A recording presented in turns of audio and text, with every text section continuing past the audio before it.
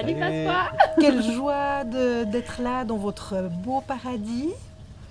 Je vais raconter un petit peu comment on s'est rencontrés, en fait, comment on se retrouve là pour cet épisode de joie immense déjà d'assister à toute cette beauté. Hein. Ah ouais. Alors Marie, moi je t'ai rencontrée lors de concerts. En fait, on s'est vus à plusieurs endroits, à différents moments, avec ta pétillance, et ta danse, ta voix, etc.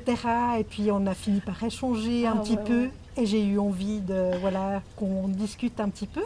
Super. Et avant ça, effectivement, j'ai rencontré Michael avec qui j'ai fait un stage de cueillette sauvage au fil des saisons.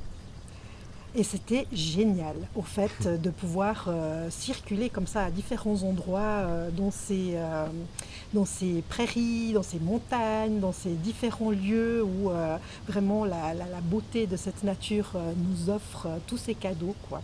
Ouais. Hein, c'est très bien. Alors, donc, on est là pour que vous puissiez exprimer aussi votre joie et nous dire un petit peu qu'est-ce qui vous anime. Qui veut commencer? Ah alors, je sais pas, mon cœur. Ah, vas-y. Vas-y. Alors, tu sais, moi, depuis que tu m'as dit, oh, ça serait chouette de se voir pour faire un raconte-moi ta joie, je me suis dit, ouais, c'est bon, alors oui, tout de suite, mais qu'est-ce que je vais raconter, tu sais? Comment je vais décrire ma joie? Comment? C'est compliqué, parce qu'en fait, c'est une chose tellement simple que mettre des mots, je trouvais un exercice extrêmement difficile. Et ne pas enfermer dans un concept, tu vois, aussi. La limiter, en fait, cette joie. Et du coup, j'ai réfléchi tous les jours. Quand est-ce que je vis ma joie? Et j'ai réalisé qu'en fait, il y avait... Grâce à toi, en fait, j'ai réalisé qu'il y avait plusieurs joies déjà, plusieurs moments où j'étais en joie qui n'étaient pas du tout les mêmes instants, qui venaient pas du même endroit. Et ça, j'ai trouvé que c'était intéressant. Donc, c'était assez pluriel. Mais je peux dire quand même que dans ma vie aujourd'hui, de ce que je vois, il y a quand même 3 sortes de joie qui m'animent beaucoup. Et la première, je dirais, c'est cette joie zen, tranquille. Tu sais, cette joie où il n'y a pas d'objectif, où je suis là en train de regarder mes fleurs et les papillons passer. Et waouh, c'est juste paradis, quoi. Il n'y a rien d'autre que juste être là et observer ce qui est là et être en fait dans le calme. Et je me nourris énormément de cette forme de joie actuellement dans ma vie. Ce qui n'a pas été le cas pendant de longues années, où j'avais plutôt, j'étais beaucoup nourrie par la joie sociale. Tu vois, la joie où je suis avec les autres, où je suis nourrie par les autres aussi. Ça s'alimente. Ça s'alimente, il y a une sorte de fleuve, puis même des fois d'euphorie, en tout cas moi, dans ce partage. Et ça aussi, c'est une forme de joie. Et c'est vrai qu'ici, en étant à la montagne avec un autre rythme, je réapprends aussi à revisiter cette autre joie qui est plus solitaire du coup, plus tranquille, sans objectif, sans rien. Et puis après il y a encore cette troisième joie où c'est aussi une joie, je dirais, assez seule. Ça peut être à plusieurs aussi, mais je dirais pour l'instant, elle est assez seule. C'est cette joie créative dans la création, quoi. Moi, je pense que je me ressens comme une artiste.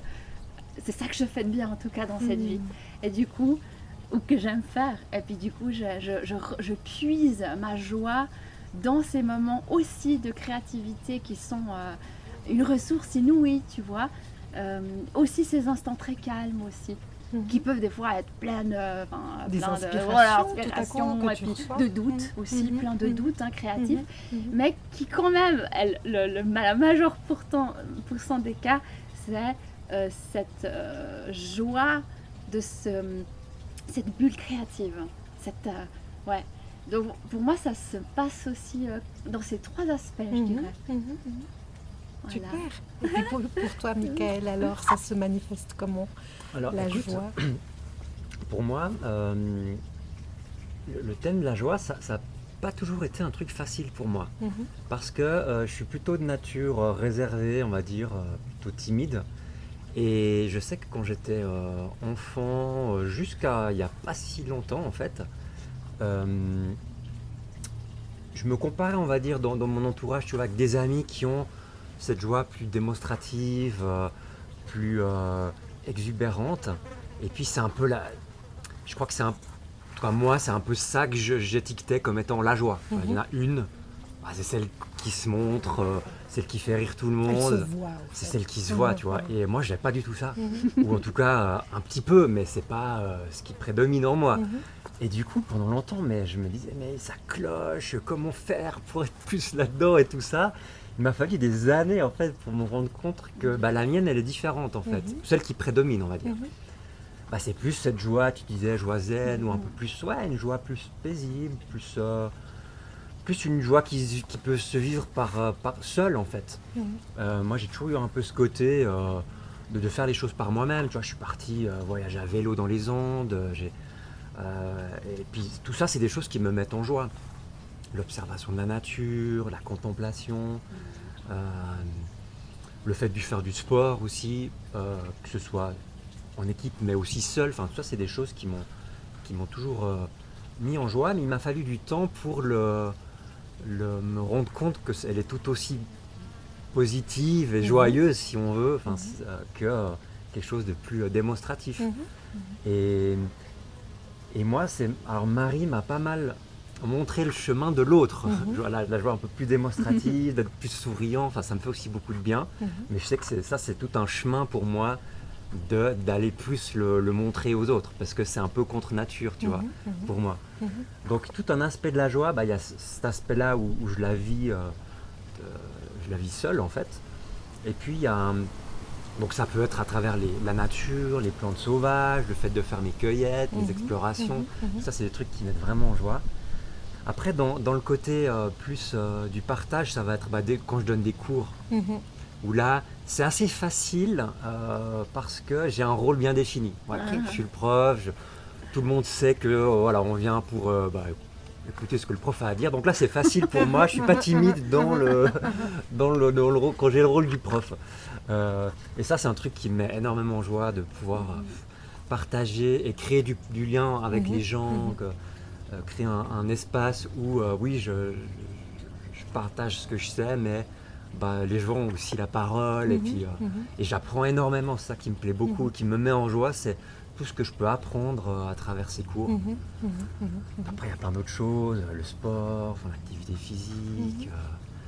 Mais moi, je dirais c'est un peu les deux côtés, quoi. Le côté plus paisible, plus tranquille que je vis par moi-même. Et puis l'autre aspect, plus avec les autres. Ouais.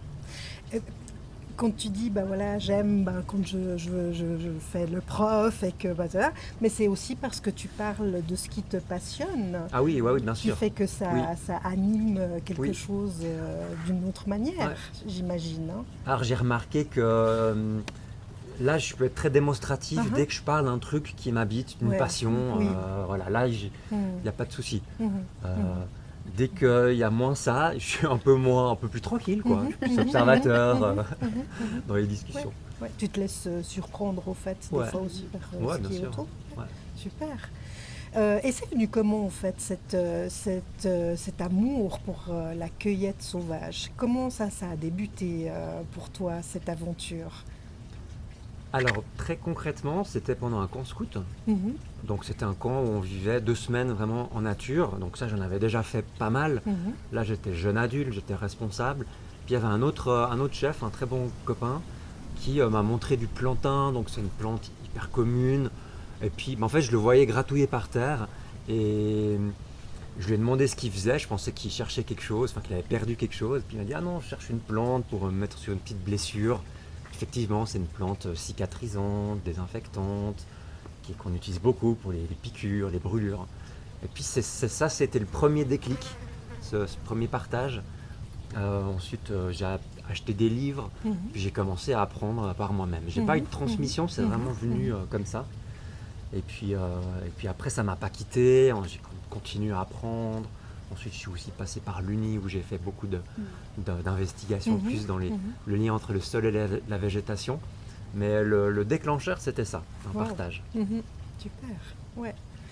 Et Marie, toi, tu nous disais tout à l'heure, bah voilà, toi, tu es dans la créativité, et puis je sais que tu as plusieurs, comment dire, pas casquettes, mais facettes, Ah ou en oui. tout cas expression de cette créativité.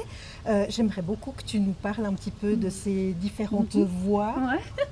C'est vrai que j'aime bien comme tu expliques les différentes facettes. Moi, je me considère vraiment comme une artiste plurielle. Mhm.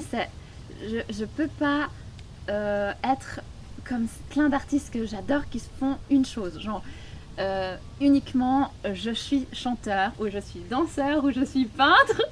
Non, moi j'ai toujours dans ma vie exploré beaucoup de choses et j'ai besoin de ça. Et c'est un axe de joie de me sentir euh, justement plurielle en fait. Par exemple, tu vois, j'ai commencé comme fleuriste. C'était ma première histoire d'amour, c'était les fleurs. J'ai fait 10 ans comme métier de fleuriste, en voyageant aussi dans différents endroits. Ensuite, je suis revenue après 10 ans, j'ai dit, ouais, il faut que je fasse autre chose. Alors, j'ai fait de l'art-thérapie, donc là, alors ça m'a ouvert tout le côté art plastique, art visuel aussi. Euh, et ensuite, il y a toujours eu avec ça la musique et la danse. La danse, depuis toute petite, ma grand-maman, elle est égyptienne, elle nous mettait le foulard et allez, Riri, tu danses. Enfin, c'était évident, tu vois. C'est Et nature. nature, Ouais. complet, c'est dans mon sang. Oui, oui. C'est nature. Ma maman, elle chante depuis qu'on est petite. Elle nous chante des chansons, elle chante, elle danse. Enfin, j'ai grandi avec aussi une maman très créative, un papa aussi très créatif à sa manière, plus artisanale. Mais du coup, c'est vrai que ça a toujours fait partie de moi, tu vois. Et puis la musique et la danse. Plus après, il y a eu les fleurs et puis tout l'art plastique qui est venu s'installer. Et c'est vrai qu'aujourd'hui, j'ai un peu tout ça ensemble en fait. Et j'arrive pas à dissocier. Je peux pas choisir, tu vois. Je peux pas me dire ah non, alors là, je vais me consacrer que à ça. C'est pas possible. Tu sens qu'il y a des jours où c'est ouais. plus ça que Ah, ça, c'est exactement et ça ça. vient comme ça. Je deviens comme un papillon, tu sais, qui va. Ah là, je vais voir cette fleur, c'est la musique. Là, je vais voir, je vais faire des sessions de danse. Là, je vais aller peindre. Je vais faire mes créations florales, mes vanneries. Voilà, c'est Là, on mes a cosmétiques. quelques beaux exemples de Ouais. vannerie. C'est très très beau. Un peu, ici et là, c'est magnifique. Mais justement, il n'y a pas que la vannerie. Tu disais aussi les. Alors j'adore. Donc la vannerie sauvage est venue ici en inspirant, voilà, avec les coupes en fait des arbres qu'on faisait. Ensuite, j'aime beaucoup faire, c'est les impressions végétales. Ça c'est magique. J'en ai vu une sur Facebook hier, je crois. Oui, c'est un peu les premières fois que magique. c'est Ouais, magique. très, C'est très le beau. mot. Très, très Tu beau. sais pas, ça me met à merveille. Ça m'émerveille. À chaque fois, en plus, c'est assez complexe. Il faut être un peu alchimiste. Donc, j'ai aussi beaucoup dû apprendre, développer des connaissances nouvelles. Ça, c'est fantastique. Puis, c'est sans fin. Donc, voilà, je suis à la découverte de chaque fois quelle substance agit et quelle plante, avec certaines molécules, peut permettre certaines couleurs. Enfin, c'est absolument fantastique. Donc, ça, j'adore faire. Et j'adore aussi l'impression végétale avec les cyanotypes, c'est déjà plus connu. Ah, donc, c'est deux différentes, un à la marmite, un au cyanotype. Et puis, qu'est-ce que je fais encore? Ah oui, après, c'est tout ce qui est création florale au fil des saisons, tu vois. Les couronnes, par exemple. Ouais. C'est moi ça j'ai dit. J'essaie de réfléchir en fait. Mais oui, je crois. C'est des fois je sais plus trop en fait. Ça se fait aussi très comme ça dans l'inspiration du moment. Ouais. Mais ouais, je dirais que ça c'est les axes d'exploration du moment en fait. Et puis alors oui, un grand axe aussi, c'est les cosmétiques naturels aux plantes sauvages et du jardin comestibles. Ça c'est alors vraiment quelque chose qui m'anime aussi beaucoup. Peut-être parce que j'ai passé les 40. Alors voilà, faut prendre ce soin. Enfin, en tout cas, moi je sens que j'ai beaucoup besoin de prendre soin aussi pour vieillir bien. Prendre soin, voilà, tout simplement de ce corps aussi qui m'habite. Et puis du coup, ouais, ça me passionne de comprendre d'être comme ces plantes, c'est nos copines. Qu'est-ce qu'elles ont à nous offrir, tu vois? Dans ce niveau-là de prendre soin sur un côté plus esthétique, bien qu'on l'utilise aussi dans les recettes. Alors ça, je fais Ouais. aussi beaucoup de recettes pour les formations de Michael. Tout ce qui est plantes sauvages, médicinales et comestibles. Mais c'est vraiment le cosmétique où j'élabore beaucoup et je recherche des nouvelles choses. Génial, voilà. génial. Mais vous êtes complémentaires tous Ah les ouais. deux parce que là, on a Oui. le bonheur de goûter à un sirop de sapin, tu as dit, Ouais, c'est avec ça, du ouais. citron. Ouais. C'est juste délicieux. Donc, comment ça s'est fait qu'à un moment donné, bon, bien sûr qu'il s'agit d'une rencontre, Ah on est bien ouais. d'accord, Mhm. mais comment tout à coup vous vous êtes dit, mais tiens, ça match, et puis là, ben, Ouais. waouh, on peut créer ensemble, on peut vraiment proposer des choses ensemble. Comment ça vous est venu, au fait, ce truc-là? Ça s'est fait petit à petit, hein. Ouais, toi, tu dirais comment? Bah, au début, Cueilleur Sauvage, donc c'était plutôt mon projet d'indépendant. Quand on s'est rencontrés, tu avais encore un job Ouais, à d'art côté. thérapeute. Puis après, il y a eu l'arrivée ici, dans cette maison aux Pléiades, à la montagne. Puis c'est un peu là que ça a démarré, parce que toi, tu as quitté ton ancien job. Ouais. Tu as cherché ailleurs un temps. Ouais. Puis bah, à un moment, il y a eu un choix, en fait. Exact. C'était soit tu continuais à chercher du boulot, Ouais, mais ouais. tu n'avais plus de chômage, donc tout Ouais. ça. Et puis l'autre choix, c'était de commencer à faire quelque chose ensemble. Oui, tout à fait.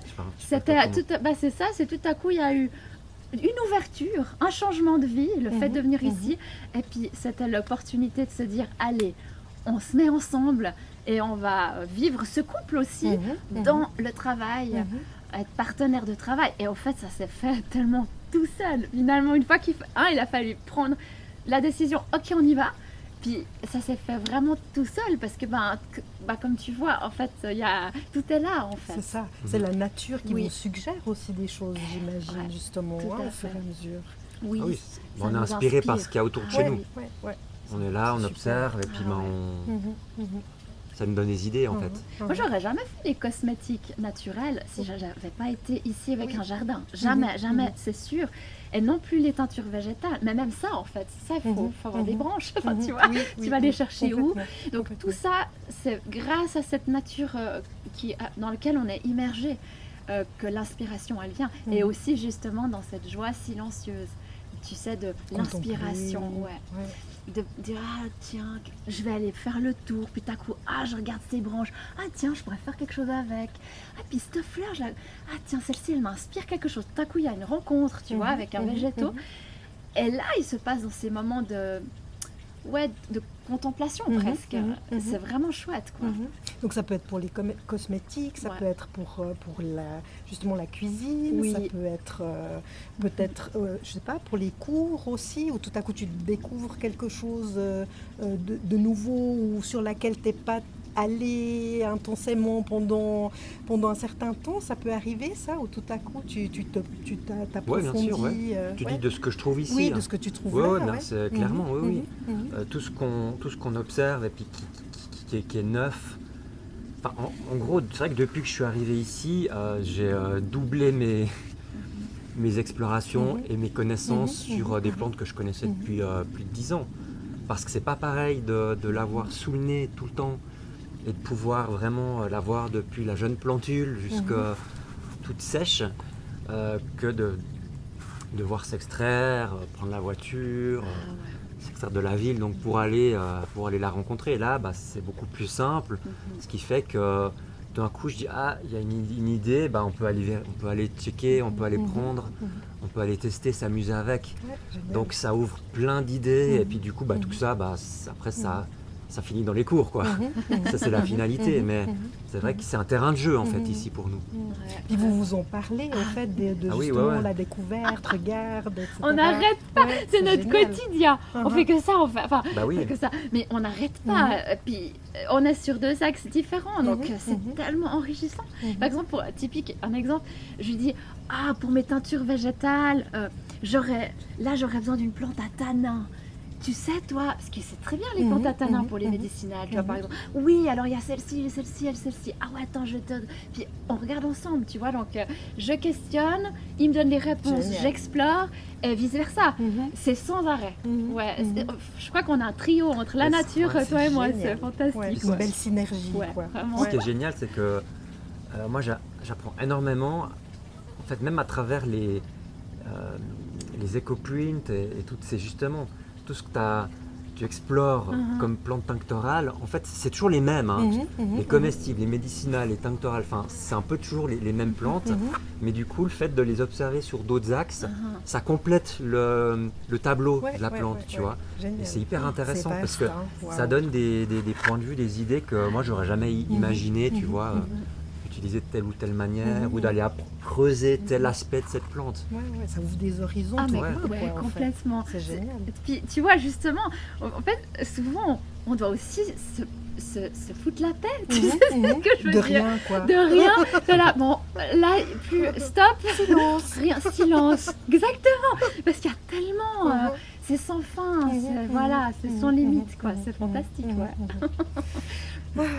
Et si, voilà, pour partager peut-être un dernier mot, quoique j'aimerais bien qu'on termine par autre chose, mais j'y arrive après.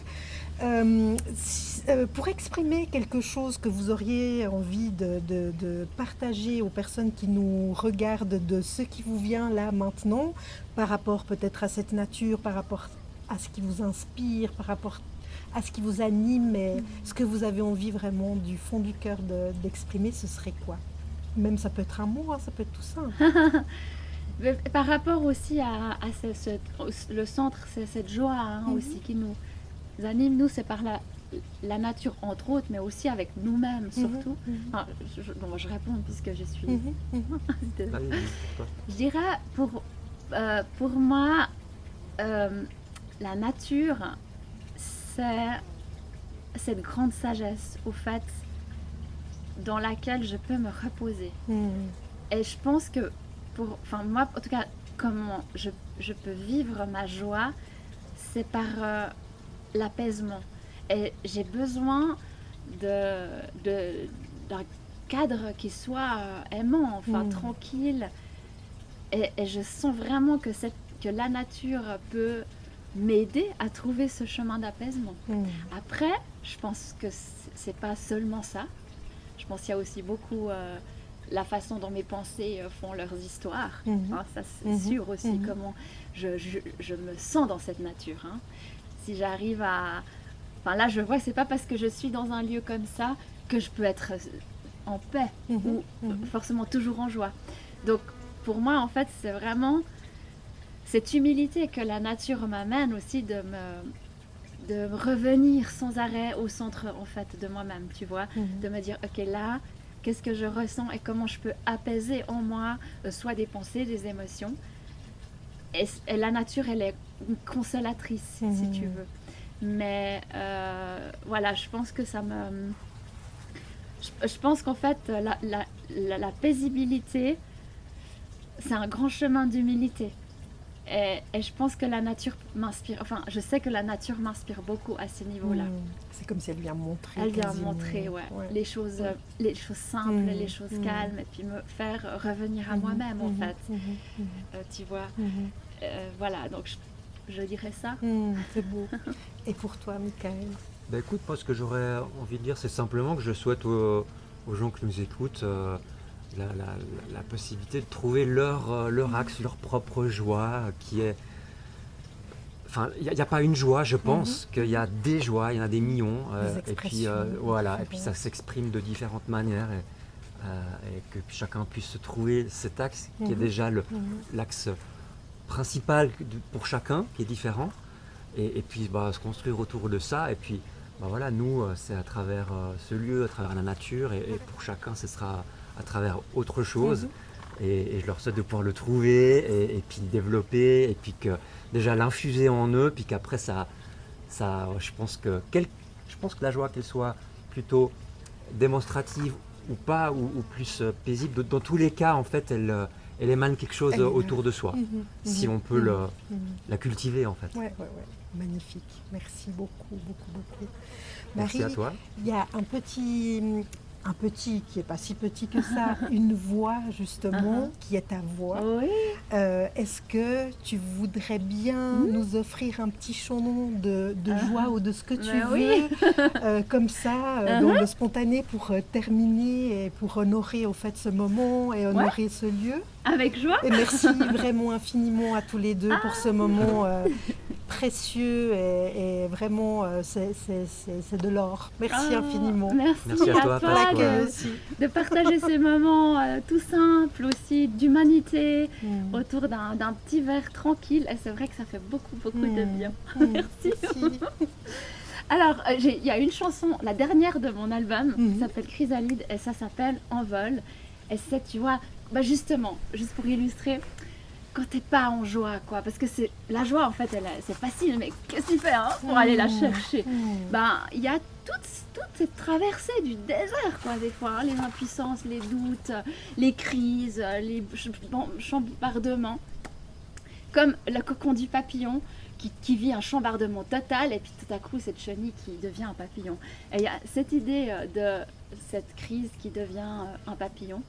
Et cette chanson s'appelle L'Envol, c'est la dernière, c'est celle qui traverse cette joie dans ma vie en tout cas, où il faut aller chercher ses ressources pour aller traverser ces nuages, ces tempêtes. Merci. Alors, c'est... donc je me rappelle... J'aime bien. Donc je switch, tu sais, ah oui, chant. Quand je suis libre comme le vent, j'inspire la saveur de l'instant. Je mets des couleurs sur les tourments, l'écho devient enchantement. Quand je suis légère comme l'air, je ris sur les éclats de verre. Je pleure de larmes ordinaires et passe la foudre et les éclairs. Je m'envole, je perce la spirale, la trame des voilages, au-delà du nuage. Je m'envole.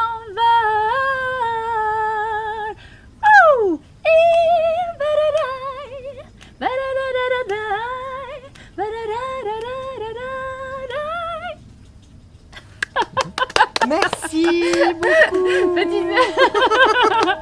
Merci. Merci à toi. Des gros bisous à tous les deux. Merci infiniment. Merci à toi. Super.